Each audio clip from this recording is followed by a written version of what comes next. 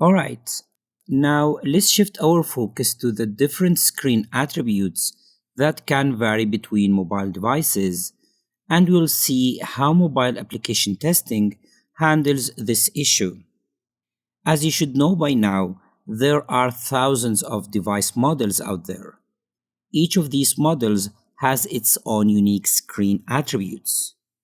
These include screen size, viewport size, aspect ratio, and resolution. Let's briefly go over each of these. Screen size is simply the physical size of the screen, usually measured diagonally and is expressed in inches. For example, the iPhone 16 Pro Max has a 6.9-inch screen. This is the distance in inches between these two corners of the screen. A larger form factor, such as the Samsung Galaxy Tab S9 Ultra, has a whopping 14.6 inches. Next is the viewport, which refers to the area of the screen that is used to display a website or an app. It's what you actually see and interact with on the screen. So basically, it's the screen size minus these two areas. Now, the aspect ratio is the ratio of the width to the height of the screen. For instance, many smartphones has an aspect ratio of 16:9, which means the screen is 16 units wide for every 9 units tall. Some newer models might have a narrower ratio like 18:9 or even 20:9. And finally, resolution. Resolution is the number of pixels on the screen, both horizontally and vertically. A common resolution for mid-range phones is 1920 by 1080 pixels. But higher-end devices might have much higher resolutions, such as 4K, which means higher quality. Now, screen resolution is sometimes referred to as PPI or pixel per inch. This describes how many individual pixels are displayed in 1 inch of a digital image, and as always, higher is usually better.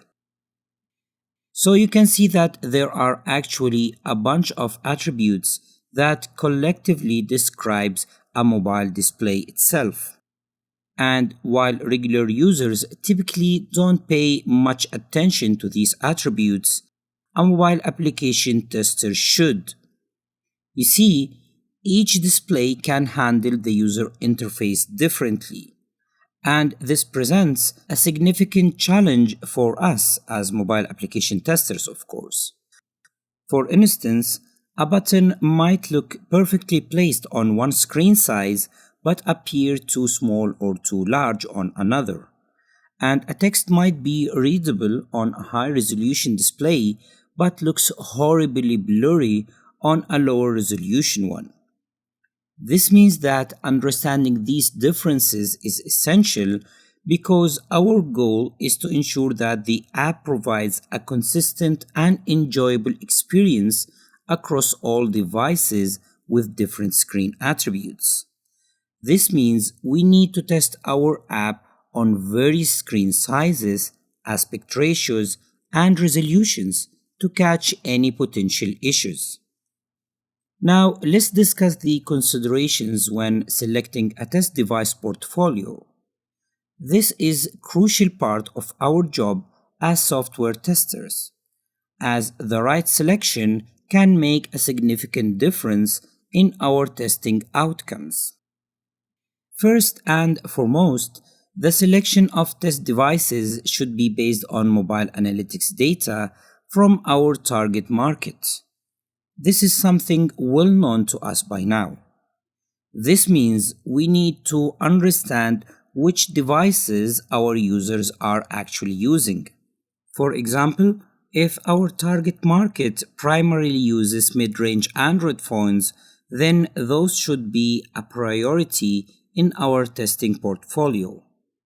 However, it's not just about following analytics data.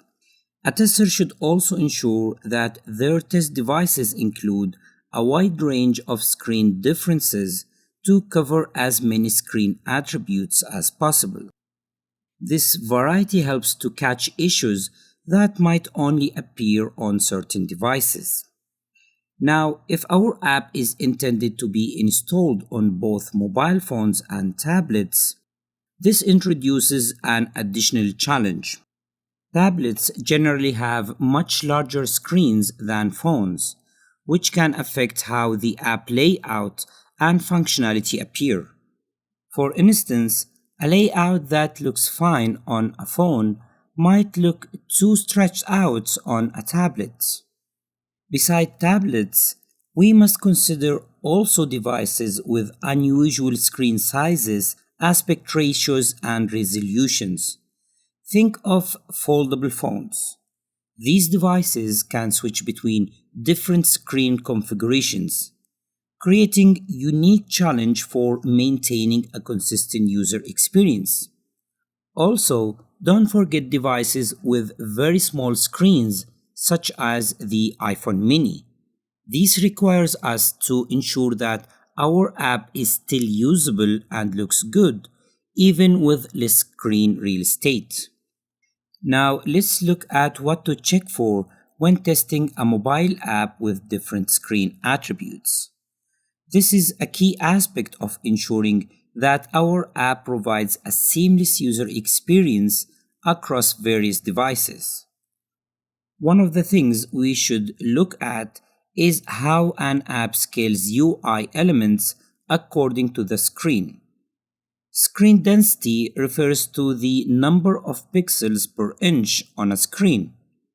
For example, a high-density screen like that of modern smartphones has more pixels in the same amount of the space compared to an older, lower-density screen.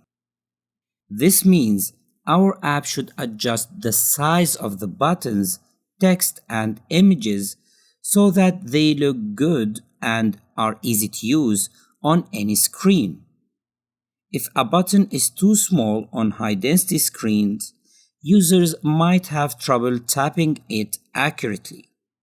Also, if the button is too large on the low-density screen, it might take up too much space and look awkward. Another point on our checklist is to ensure no overlapping is taking place. It's very important to ensure that UI elements do not overlap, especially on smaller screen sizes.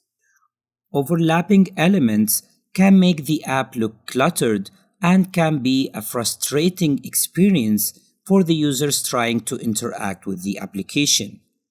For example, if the text box overlaps a button, it could make both elements unusable.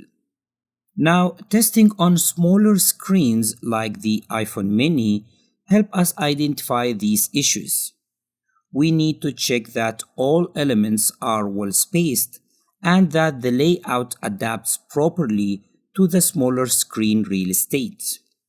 Moreover, we must also check for the usability and touch issues.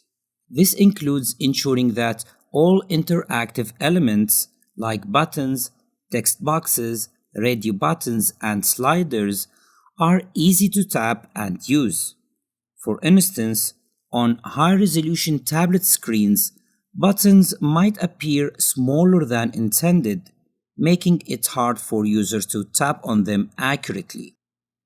Additionally, we need to test that gestures like swiping and pinching works correctly across different screen sizes and resolutions.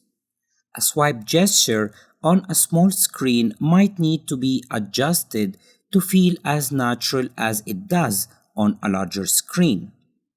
And finally, we need to ensure that there is no problematic shrinkage of images due to high DPI or PPI. High-resolution screens can cause images to appear smaller if they are not properly scaled. For example, a logo might look sharp on high DPI screens, but if it's not scaled correctly, it might also appear much smaller than intended. We need to check that all images are scaled properly and maintain their intended size and clarity across different devices. This means using higher resolution images that can scale down without losing quality and ensuring that image sizes are defined in a way that adapt to different screen densities. Now, when a user interacts with a PC, they usually have various input methods like a mouse, keyboard, and joysticks. However, when interacting with a mobile device, the screen is the primary interface that the user see and interact with. This highlights the importance of testing our app on different mobile device screens.